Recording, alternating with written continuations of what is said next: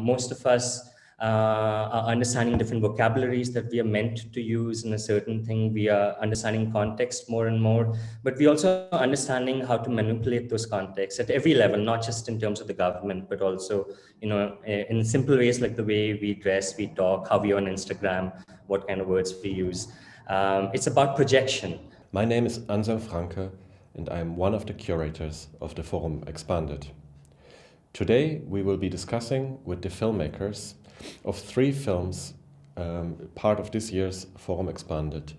The first one being The Coast by Sohrab Hura, the second one being 13 Ways of Looking at the Blackbird by Anna Vaz, and lastly Autotrophia by Anton Vidokle. Please welcome the filmmakers with me in this online studio session to discuss their work. I'm glad you can join us today in this digital get-together. I'd like to start with each of you maybe giving a very brief description of your own work in your own words. And maybe we could start with you, Anna.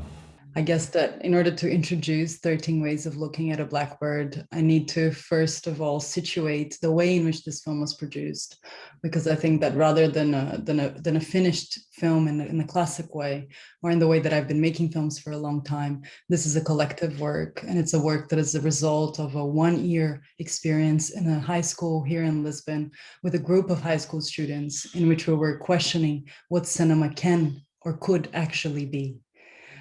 So today I'm here alone, but normally it would be great to actually be with the others with whom I have made this film. So the 2 students, and also the special participation of Paula Nascimento, who opens the film reading the poem by Wallace Stevens, whose title we actually borrowed to the film.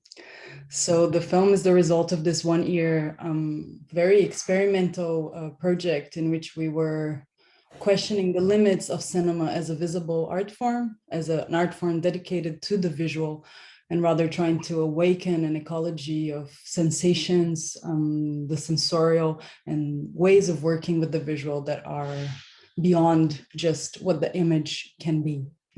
So the title of the workshops that we were working with was The Camera is the Body. So trying to think that actually our very first camera is our body. So trying to situate the images from within the body. So the film is literally 13 ways of trying to look and also trying to be looked at in this constellation of exchanges between myself and this group of students. Como as cortar? Como cortar as paisagens? Fazemos perguntas. Fazemos perguntas onde há imagens. Fazemos perguntas aonde há cortes nas paisagens. Onde estão as coisas?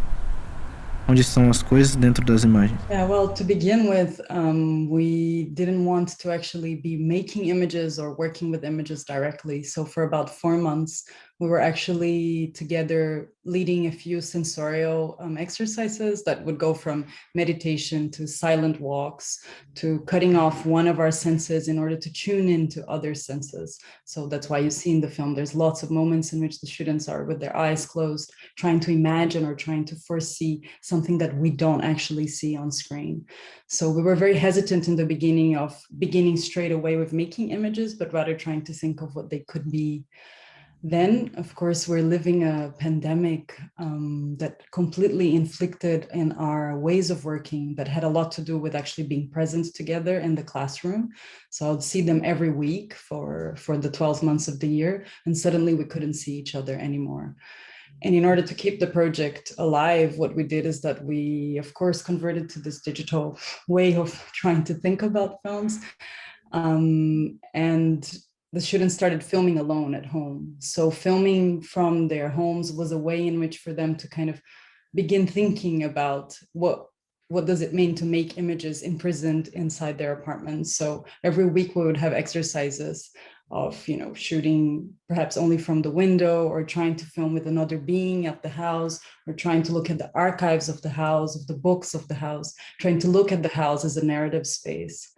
And so from this 2 or 3 months in which we were just filming from afar. We finally, in June, when we deconfined, we decided that it was important that we did one 16mm workshop together. They were very curious to work with analog images. And so then that's the moment in which we finally got together again and filmed a lot of the images that you see in the film. Thank you, Anna. Thank you. Sohrab, maybe you could also start by just describing the coast. Well, just to give you the context of where I made it, it was in South India during a festival that takes place every year where a lot of people wear some sort of masquerade. They get into a state of trance because it's a religious festival. And then they're taken to the sea in a state of exhaustion and, where they kind of wash off those masks and masquerade.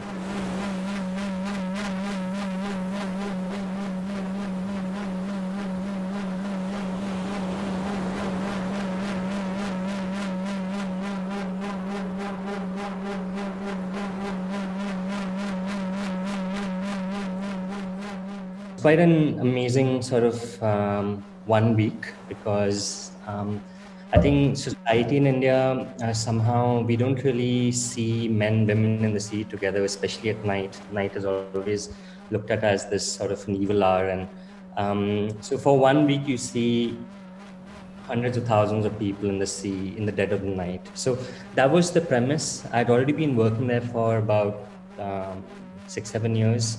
I'd made a book called The Coast in 2019, where the coast for me becomes a sort of a tipping point, a sort of shift towards into another space, another world.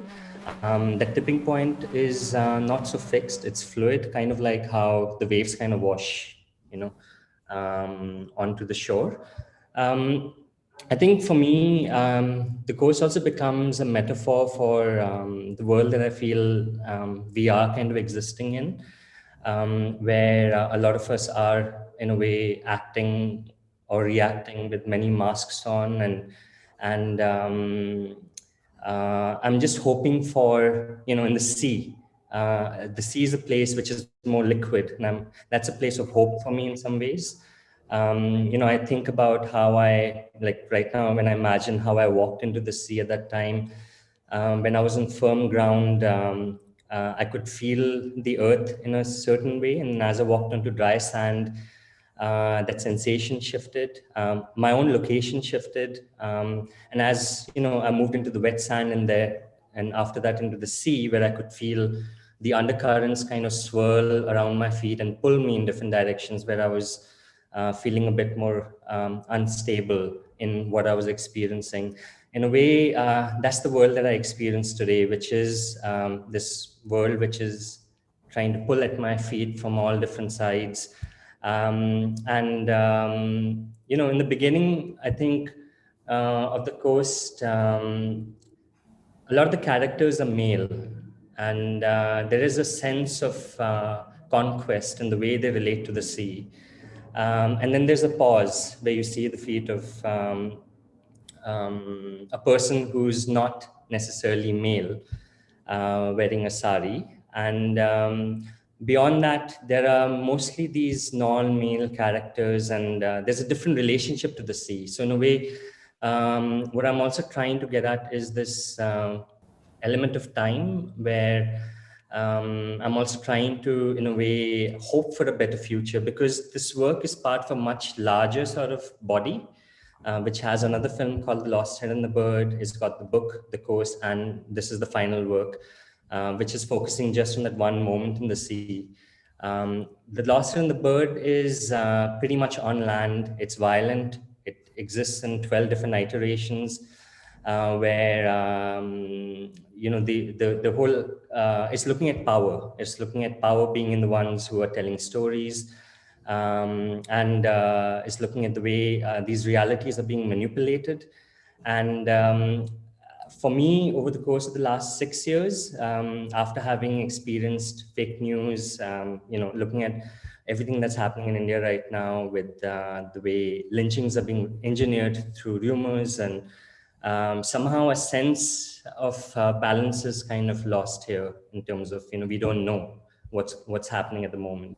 The coast, the shedding is where I'm hoping that I'm in a way, it might be very naive of me, but that's where I'm hoping for some sort of an exit point out of all this chaos which exists here. Anton, can you give us a brief summary of Autotrophia and perhaps explain the title? Yeah, absolutely. The name itself means self-feeding, yeah, and it's a kind of a concept that was developed in Russia, but also in France at the turn of the century, at the turn of 19th century, by a Russian scientist, Vladimir Vernadsky, who was a radiogeologist, yeah, and he basically kind of theorized the further development of life on this planet, and felt that that it would be possible at a certain point in the near future, and he was writing this maybe in 1920s, for humans not to sort of evolve from being kind of carnivorous, murderous animals that have to consume other forms of life in order to generate energy for living, into autotrophic animals using a model of green plants. You know, plants are quite remarkable in the sense that they actually don't need to consume anything other than sunlight, yeah, and can actually generate necessary nutrients through photosynthesis, through chemical processes internally. And for him, I think it was a very, very important model. It doesn't necessarily mean that he thought that people would become tree-like, yeah, but he thought that through recent inventions in chemistry and the ability to synthesize certain kind of foods, which was actually something quite developed in Germany at that time, yeah, that it would be possible at a certain point to stop eating living substance and move to different forms of consumption and energy production.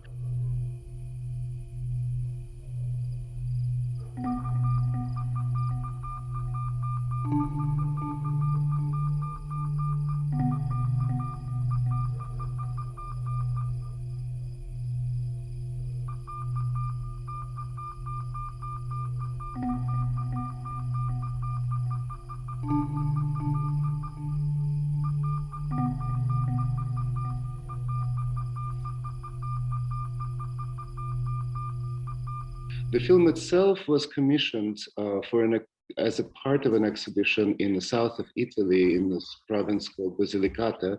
And the idea was to invite artists, a group of artists, to work with 13 villages around the capital city of Matera. Yeah, and these are quite small villages that basically have been having a lot of difficulty, kind of normal types of difficulty, with the younger generation of people living to metropolitan centers, to cities for work, and basically this place is becoming depopulated and basically slowly sort of fading away. Yeah, what do you do in this case is sometimes you bring artists or organize an art exhibition and so forth. So for me, what was really fascinating was that it reminded me very much of certain kind of practices of Soviet government or Soviet cultural establishment in the 1920s, where artists, intellectuals, poets would be sent to rural areas, almost like throwing a dart at a map. You know, this village was kind of assigned to me, and I had absolutely no previous knowledge or relationship to anything there. But it worked out incredibly well, in the sense that it turned out to be an incredibly fascinating and such a generous place. And so the idea was to basically develop a film jointly with residents from this village. Yeah, and then I found out that they actually practiced this, one of the oldest pagan rituals that still are practiced in Europe. It's quite difficult to establish quite how old it is. There are different theories, but probably it may have started or may have arrived to this part of Italy sometime around 13th or 14th century, and has been continuously practiced every year since.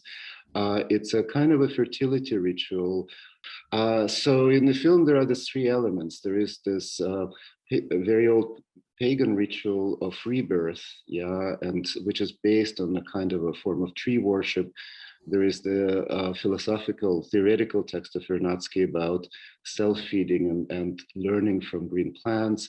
And the background for all of this is this text on this poem about extinction, essentially, or an apocalypse by Vasily Chikrigan. Right now we have run out of time, and I think we hope that we will get the opportunity to continue with this conversation in June when we are having our public festival, hopefully. Until then, it remains just to say thank you for your generosity and for sharing your insights and thoughts on your own work. Thank you for having us.